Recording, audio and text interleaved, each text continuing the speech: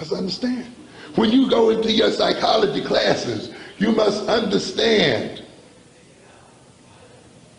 that in order for the European to maintain his rulership over the world, even though he's 10% of the world's population, he must keep black people in a particular state of mind.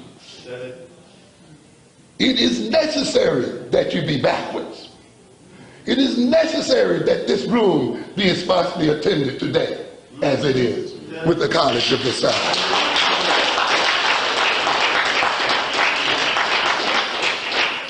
You must avoid things that have some meaning to you and flock toward things that are destructive to your future.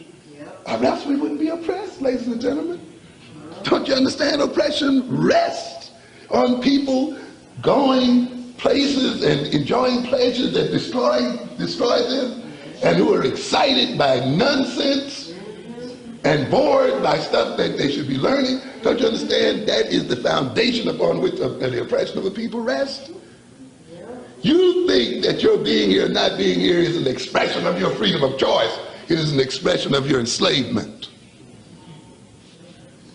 In this world where things are backwards, those who are oppressed must feel freest when they are most enslaved. Yeah. And this is the result. But if you don't understand the history, people will say, well, why do we act like this? Why can't we get along? Why can't we do this? Why can't we do that? No people are born the way they should be for a culture. Every culture does what? Trains, teaches its people to be what it needs to continue its existence. You cannot turn your children over to other people and turn yourself over to other people and expect to be the right people for yourself. You're out of your minds if you think so. Those people are going to educate you in their interest, and I don't blame them. Understand?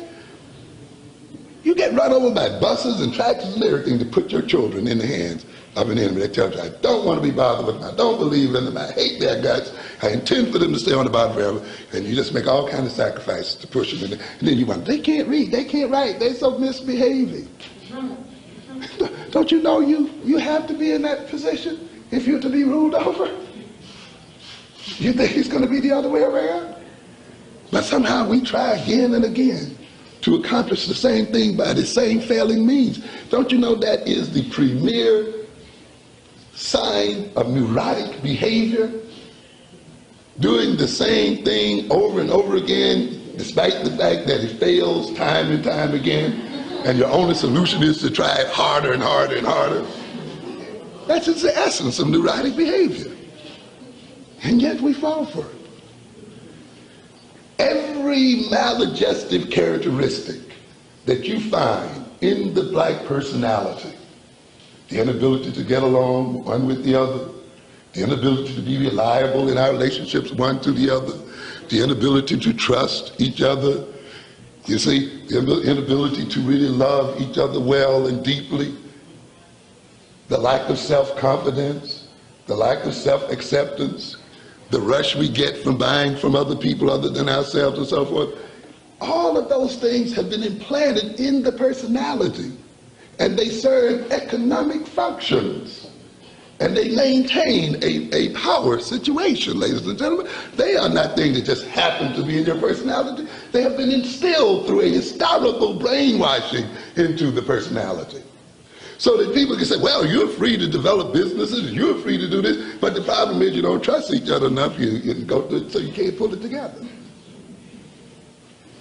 And you have to understand then that a black psychology, an African American psychology, must begin at the political necessity for African Americans to be crazy, not with Pavlov's dogs.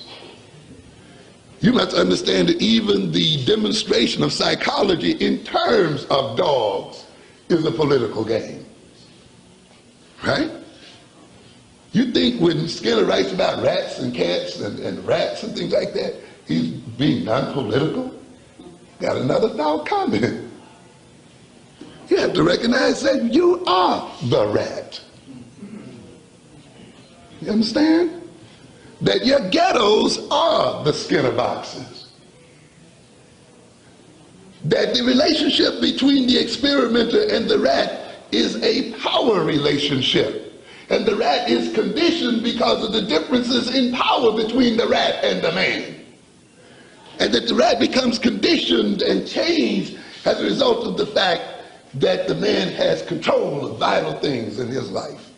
And if you think you can let another people feed you and water you and clothe you and hire you and so forth, and they not transform you like that rat, you got another thought coming. And if you don't learn that in your psychology class, you are being made dumb.